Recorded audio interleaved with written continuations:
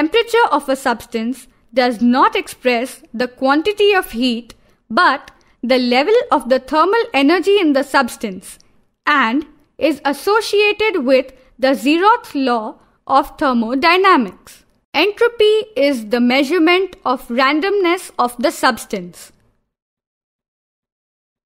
Suppose 4 squares of the size 1 cm by 1 cm are drawn on a paper and one honeybee flies over it. Maximum 4 numbers 1, 2, 3 and 4 will be required to show the position of a honeybee. Now, this honeybee flies over 9 squares on the second paper.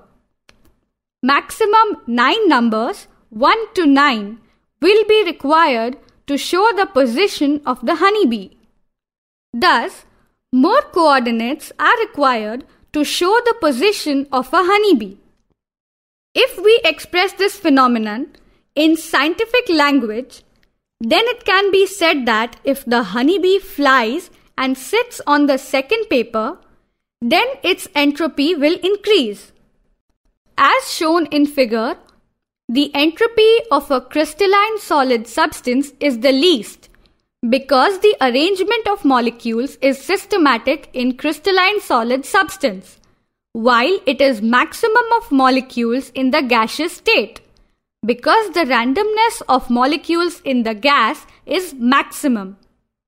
The randomness in liquid falls between these two. Thus, randomness is maximum in gaseous state, entropy in liquid state is less than that in gas but more than that in solid. In a solid, crystal arrangement is comparatively systematic and so entropy is minimum. In this way, the volume of the gas increases when gas filled in one bulb is connected with other evacuated bulb, which means for the molecules of gas, more space is available. Hence, it can be said that randomness increases by diffusion of gas in two bulbs and the entropy of the gas increases. This type of described form of entropy is not useful in understanding the spontaneity of the process. For this, mathematical form of entropy is needed. Temperature